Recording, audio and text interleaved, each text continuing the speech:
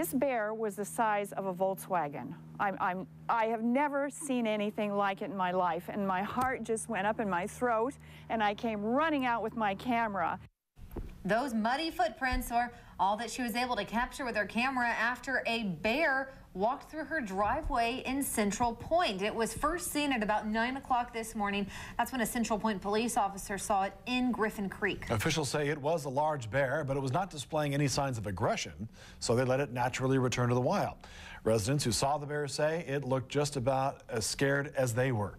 Newswatch 12's Randa Gore joins us now live from Central Point, where that bear was spotted, and takes a closer look into the risks for that neighborhood. That bear was last spotted here hopping in Griffin Creek around 9 a.m. this morning, and police and ODF wildlife officials, they were out here, they were getting a look at the bear, inspecting it, making sure that it was okay and that it was behaving well, and that way they could let it just return to its natural habitat all by itself. Now, some residents, like that resident that you just heard from, Catherine Mongrain, she says she was sitting in her home this morning when the bear crossed her driveway, and if you can imagine, quite a startle she got when she looked up from her computer and saw this fully grown black bear weighing at least 400 pounds. She says its paw prints are about the size of a human hand, but she, like we said, grabbed her camera and headed outside to capture the bear.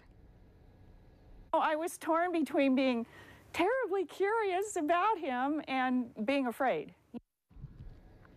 And here are the pictures of those footprints that you just saw a few minutes ago. Those footprints, very, very large. And ODF wildlife officials say since the bear was not destroying property, killing pets, or displaying any signs of aggression, they chose not to euthanize it. They just chose to let it go back into nature. But the sighting did take place by May Richardson Elementary School. So Central Point Police did have an officer out there watching over the school. Just in case that bear headed that way, police would be able to promptly respond.